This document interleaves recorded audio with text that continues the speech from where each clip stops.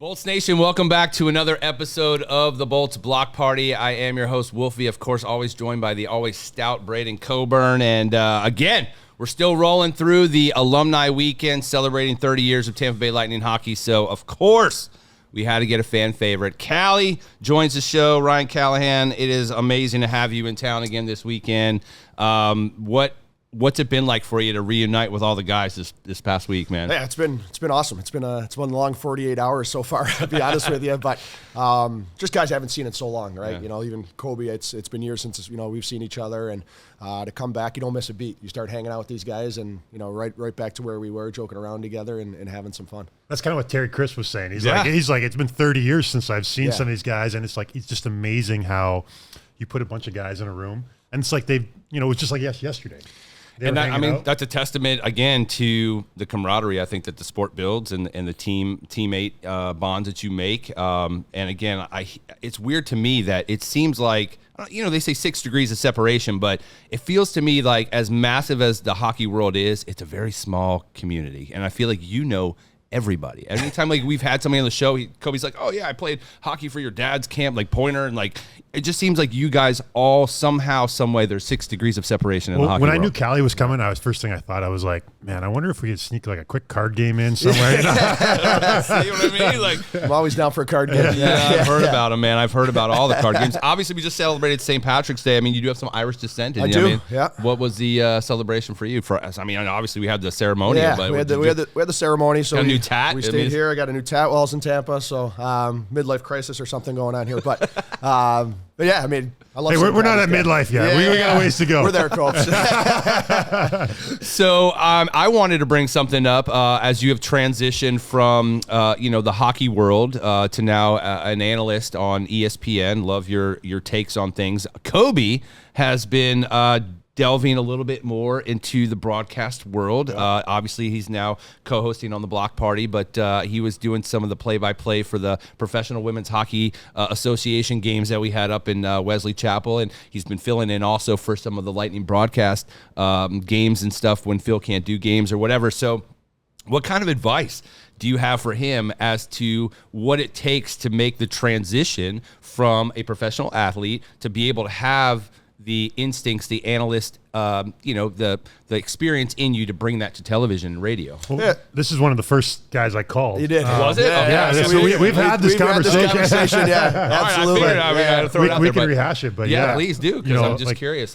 Callie was one of the guys, and I know Callie got his, he started early on. Even when you were playing, you were doing stuff kind of as the season had wrapped up, and you were on TV and you were gaining that experience. And I knew that, I remember one of the things I was watching a game, I think it was last year, and I got to the second period, and then I realized, oh, that's Ryan Callahan. I didn't even realize it was you. You were so seamless, and your takes were so professional. And sometimes when you get a new player doing it, you can be like, they're still kind of ironing out their things. But Callie was just, like you said, seamless. Well, I appreciate it. It didn't feel seamless. So. It is, though. But yeah, it's weird. I mean, you know the game well, obviously, right? You played the game, you know it well. It's just a matter of trying to articulate it now to the fans, to put in words what you're seeing, which is the hardest part, I think. And but I did a little bit of stuff, and I had no idea. Like, if you in my middle of my career, someone's like, "You're gonna go do media after this, and you're gonna go," I'd be like, "No chance. Right? There's no chance. They're the enemy. Yeah, there's no chance I'm doing that. Right? Right. So in 2000. Whatever, when the World Cup happened, I was on Team USA. Yep. I ended up having hip surgery, so I didn't go. It was 2010? No, I was still here, so... Well, you played on I'm thinking the Olympics with 2010. Bugsy. Okay, yeah, sorry. So it was the World Cup, whatever, it doesn't matter. But NHL Network called and it was like, you're not doing that. Do you want to come on and do a couple shows? So I was like, sure, whatever. I had no idea. I'm like, I don't know if I'm going to be good. I don't know if I'm going to like it, but I'll give it a shot. So I did that. I enjoyed it. I didn't make a complete fool of myself, so... after that point, I was like, okay, maybe this is something I can do, when I'm done playing. And then happened, that year I was with Ottawa, got traded to Ottawa, my contract. I was sitting here in Tampa, and there was really nothing to do, so I called the NHL Network up, and they're like, yeah, come on. And so that's kind of how I started, but it's been good. It's a learning curve for sure. It has, but again, I think as a fan, in watching, how you break down film, or, like I've watched how you break down certain plays, I just think the way that you convey the message to the fan, to the viewer, is it's clear, it's easy to understand. Not all analysts, sometimes they go off and you're like, what are they talking about? But I feel like for you, that's the one thing I've enjoyed about your analyst coverage is the way that you break things down in a way that it's easy for people to understand what you're. And that's probably what I enjoy doing the most with it is being able to watch the game and then we get our iPads out and start getting the coloring on. So, but yeah, I mean it's fun. I've enjoyed it. Keeps me in the game. I always say if I wasn't doing this, I'd still be watching the game. So it's not much is changing there. And who knows? If I do want to jump into something else with an organization at some point, at least now I know the players, I know what's going on. Yep. I know the league, so I think it's important to stay involved. I've been thinking about, you're on ESPN now and taking over. I think kind of like filling in for a little bit of role what Barry Melrose had. And I was thinking about Callie, and I was like, Callie, I know you got some of your old suits. And, I think it's time to upgrade to some new suits. Maybe grow the mullet out. Get your own like Ryan Callahan style. I don't know what it is. Yeah, but I got to figure that out. I don't think anybody's replacing Barry Melrose in those suits with the mullet. But you'd be the next generation, though. It could be the Callie suits, man. So the fans wanted me to ask, so I'm going to ask because it's forever lives in Lightning folklore history. But can we talk about the Marshand face lick? Because your face will forever have, I mean, it's ingrained in our minds. As a player, when that happened, and I understand everybody's a competitor, things happen on the ice, right? But that was so far out there for a player to do that. What the heck went through your mind when he licked your face? I blacked out. I didn't know what happened. I mean, like, what's your reaction? You're in shock, right? Like complete shock, I was in right? complete shock that he licked me. But it's funny too. If you watch the video, I was having shoulder surgery at the end of the year, so I basically. Kobe knows when you get your arm basically taped to your side. You can't raise it up, right? Okay. So he licks me, and I'm trying to go at him, and I'm like trying to like claw at his face. And I can't really get to him, but I don't think it actually registered what happened until I got back to the bench, and I was like, holy, he just licked my face. But I've talked to Marchie since then, and he says he owes me a couple of beers, so we're good. He apologized. Exactly. That's when in your basement you put that picture, right in center with all the trophies, and then like Marshy licking you. Claim to fame. It is your claim to fame, man. I will forever that picture is ingrained in my mind, man. Yeah. What a weird situation that was, man. Well, Callie's kind of like me. We got a little larger noses there, a little bit more in someone's face. Exactly, yeah. It was pretty much in his mouth already. At least bought me dinner first, So you actually are still, and I've hit all the alums that we've had on with like their signature stat with the team, and so I don't know if you knew this or not. I have a signature stat. You do. You ranked 7th all time amongst Lightning forwards for hits at 680 and 10th for block shots still to this day.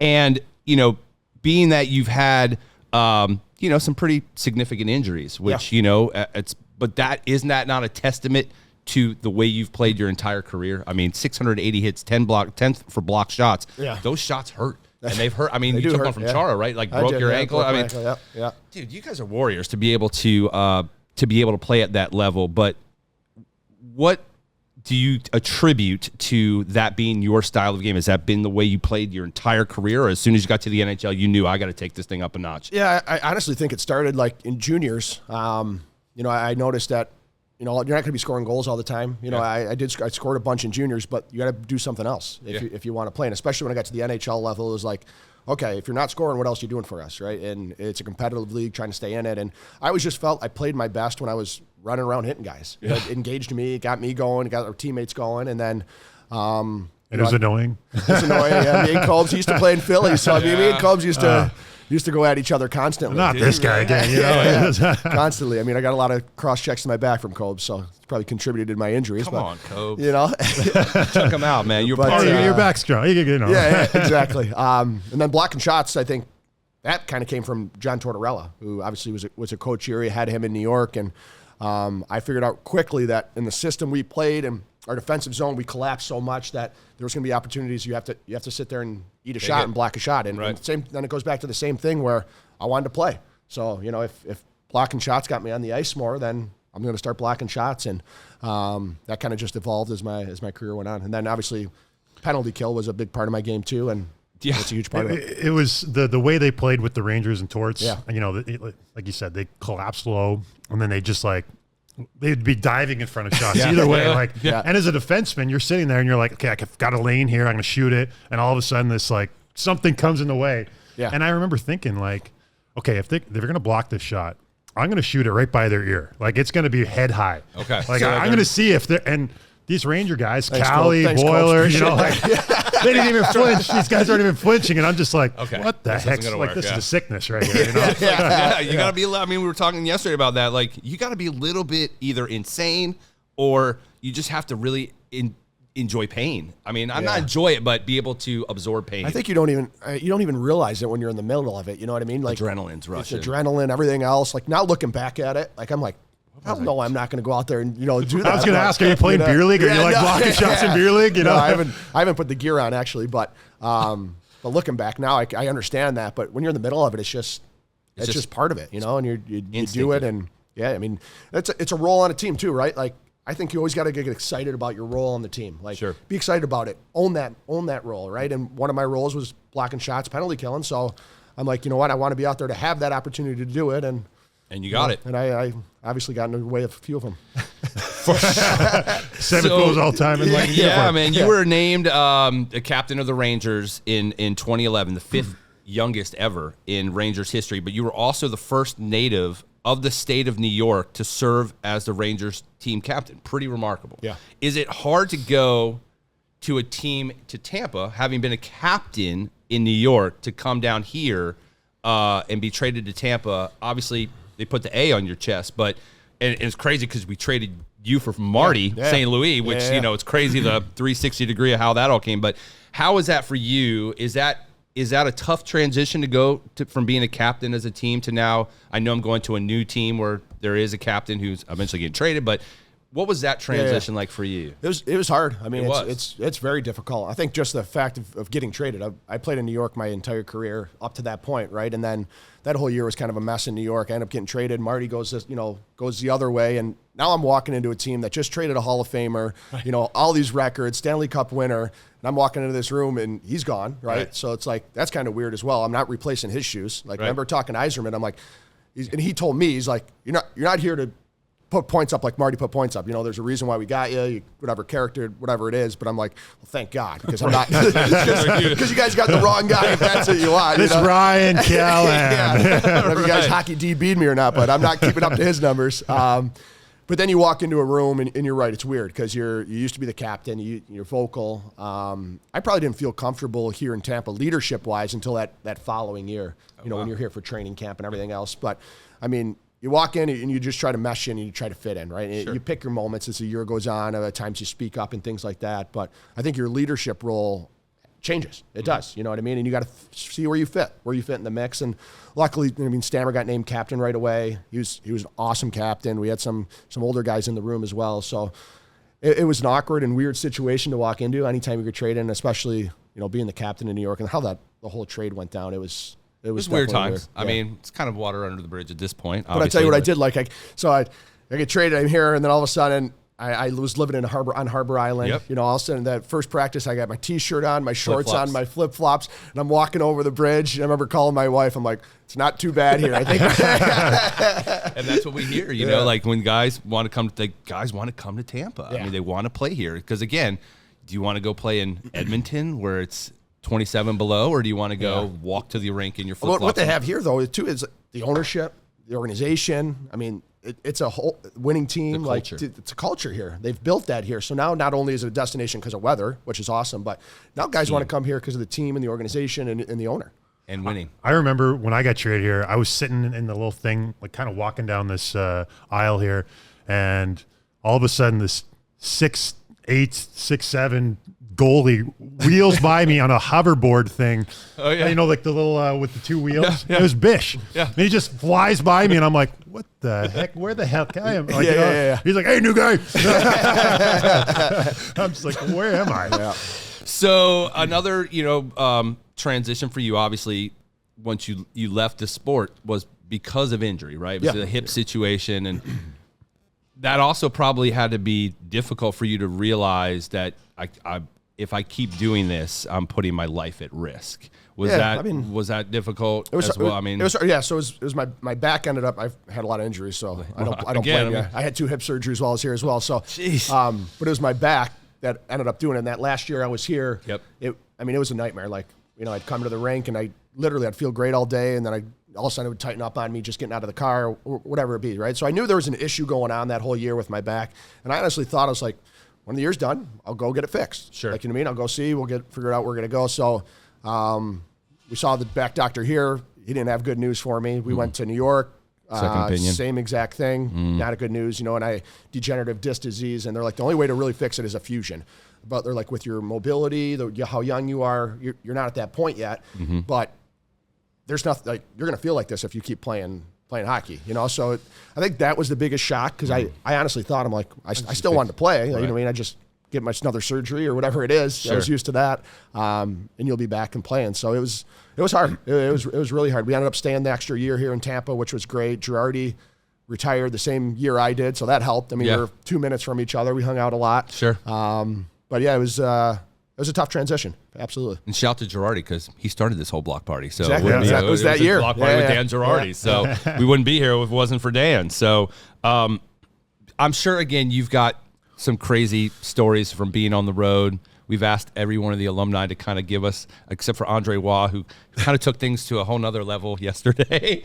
But I'm sure you've got a great story, whether it's Vinny or Marty. Obviously, they just went into the hall, but anything that comes to mind, even if it's funny, it's just, a memento story about those guys you could share with us. Yeah, I didn't play with those guys though, so obviously traded for Marty. Yeah, Vinny was done by then. Or just any road story. Yeah, it didn't have to be necessarily about those guys, but just with our guys. I mean, Cobes, how many stories do? I mean, there's so much stuff happened, right? I mean, card games constantly. He has some. He's got some. I'm sure pictures. He's got some He's stuff. Got stuff on his phone. He's got a lot of pictures of Jonathan Marshand, which I thought was a little odd. Yeah. He's got a lot of photos of Marsh playing cards. Like, he's got the different faces of Marshand in his phone. I got a Marshy album. Yeah, we had this thing for a little while. But I mean, the card games and. But I think that's where the memories are made. Like, that's like what I miss. It's just like that's what I miss. I don't miss being on the ice at all. Like, you know what I mean? I don't miss that at all. I miss hanging out with the guys, going on the road with them, being on the plane with them, being in there with them, just chirping each other. Like, meals out. Yeah, like that's what it's about, So that's what everybody has said too. It's like that's the one thing that that they missed when they retired was the camaraderie with the guys. Yeah. Just to telling the stories, to chirp and that's from everybody. You can go back, and I read Wayne Gretzky's book, and that's what he talks about. And, that's the greatest player ever. Is he's talking about, I'm not going to miss like that stuff on the ice. I'm going to miss the locker room atmosphere, the guys, the camaraderie with the team, kind of, just cohesion. Yeah, cohesion. It's that's the type of unit. thing. And I think you felt that, I felt that. And then you come back for an alumni weekend, and it's kind of cool because you get that back a little bit. You kind of slide back into a little bit of a slice of time. But, Cool stuff, man. So what were some of your favorite or most fond memories playing in Tampa Bay? My greatest memory would be, that 2015 Cup run we had. Obviously fell short, and it sucks. It still bothers me when I think about it. But I just remember that whole run we went on and how fun it was from Detroit series that we almost lost. Yeah. Came back in that series and won, and just kind of how it built. And I think the city was it was wild, electric. Right? Electric. And so that was my first full year here. Obviously the year before we lost to Montreal in 4 games. That was quick exit, right? So that was my first experience with Tampa Bay as a fans and the community and the support we had, the banners everywhere. Like, it was like going to the airport, we'd pull into the airport and there cars and people just lined up, with signs. Or getting home at like 3 a.m. Yeah, and they're still lined up, So I think I'm getting goosebumps talking about it. Like, I think that was pretty special, So they weren't like that in New York? They didn't wait for you guys at the airport? No, they weren't at the airport. I mean, obviously New York has a great fan base, but I think I was shocked by the amount of support, because if you're not playing here, you don't know, right? Yeah, and you have no idea, right? And it's a big city and a small town at the same time. It's almost got like a college football feel to it, like how the community supports that. So that was really cool. That's probably one of my best memories, I think, as a Bolt. And then I think my other best is starting our foundation we have, my wife and I. Which you have an event coming up, do you not? Event, yeah, April 2nd. Talk about it. April 2nd, I don't know when this is releasing. We're going to push this out before April 2nd. Oh, yeah? For okay. specific reasons for that reason. Okay, well, awesome. So it's at Armature Works, April 2nd. We're having our event. Ryan Callahan Foundation.org. Yep. You could get your tickets there. But going back to the foundation, that's one of my proudest moments as my career. You know, people talk about, I'm like, I started that and so passionate about it. We started little thing, like we just did a suite at the game because we wanted to. And then remember, we met these families, we met these kids, we started impacting them, and we're like, this is awesome. We got to do more. So we keep growing and growing, and then almost 10 years later now we've been doing this, and we moved back to Rochester, but we still run all of our programs here in Tampa. Which is awesome. It's awesome here. I mean, this will always be a huge place for our foundation. And if you guys didn't know, their mission is to provide moments of family unity to those battling pediatric cancer. So that's kind of what the mission is. Yep. And then a lot of guys I've talked to are coming to the event, which is awesome. Most of them do, I feel like. Yeah, most of them. And you have themes of it. Is there like a we theme? We have themed event. Yeah. So what's the theme for this one in April? It's celestial theme. So it's like tarot card reading, gypsy kind of feel. Okay. What do you think Hetty's going to wear to this? I don't know. He's the gypsy. Something skin tight. I know that. Yeah. But it's a party. It's fun. It's a lot of fun. We got an amazing band coming this year that we had at our event in Rochester. Okay. So it's a blast. I mean, everybody's you're hanging out. We're raising money for a great cause, obviously, but it's fun too. And it's at Armature Works. So again, if you guys need info, tickets, it's Ryan Callahan Foundation.org. Kobe, what do you want to throw over here to your boy, man? You have anything else for Callie? Like, you've went from, you're in your post career. Yeah. And I know as me, you have a son. Is he playing hockey? Doesn't like it. Not a fan. Not a fan. Yeah. So but you're a horse dad though, right? I'm a horse dad. I know. I am. It's funny. So my two daughters, my older daughters, they ride horses. When I got traded here, I was talking to Steve Eiserman at the time, and my girls were young, and it was just my oldest that rode at that time, right? Okay. So he's like, what are your kids into? So I said, and he's like, get out. I'm like, well, what do you mean? Like, he's like, I have 3 daughters, all of them rode. He's like, get out. I'm like, well, I don't understand. I'm like, all she's doing is lessons. Like, it's not that expensive, right? Fast forward, now I wish I listened to Stevie Y. 3 horses later and everything else, but no, it's awesome. I mean, anything you do as a family, right? We spent 3 weeks in Ocala riding horses in February. Right. Huge up there, and I didn't think this was going to be like it, but I enjoy it. Yeah, the kids love it. I do. I really do. You ride too? So what do you? I don't ride. No, I stay off the horse. Yeah, probably not so much. Yeah. I'll Cowboy is not going to make a comeback. I'll do a trail ride or something maybe, but I mean. Yeah. So if you're on the sidelines, like watching, I don't know, outside the. Yeah. So do you yell like, oh no, at the girls, or are you like at the horse? Like, come on. It's actually, it's funny. It's nerve wracking. They're jumping jumps and stuff, So you're nervous because they're jumping and you don't want them falling off the horse, but at the same time, I have that competitive edge to me too, right? So I want them to do well and want them to win and, and have fun with it. So it's interesting. Like, there's no yelling, which is good, because I'd probably be shouting and yelling if there was. Charlotte, come on. Yeah. Do better. But pull the reins. But it's been fun. It's been really good. Yeah. That's awesome, man. Listen, I know you've been schlepped around this entire week, and there's more coming, obviously, with the game tonight, and still recognizing all of you guys. And I just from the fan base perspective, I want to thank you for your contributions to the Lightning and everything you put on the ice. And again, you're one of our fan favorites still to this day. I mean, you and Boiler, and there's a handful of guys. Kobe, you're another one of that.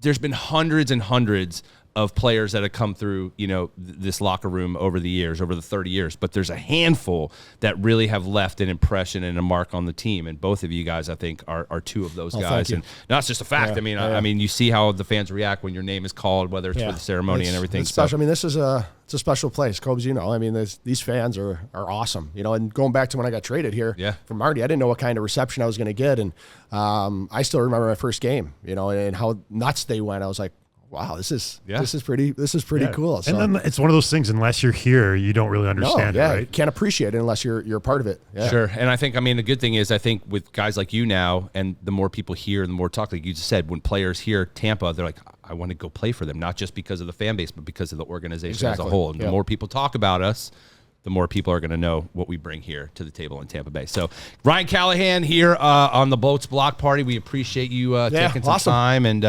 hopefully next time we see you may have another new tattoo. Who knows? Who knows? But hopefully my voice is back by the next time I see you after these 48 hours. We appreciate you being on the Bolts Block Party, and we'll be back with another episode soon. Thanks for checking in.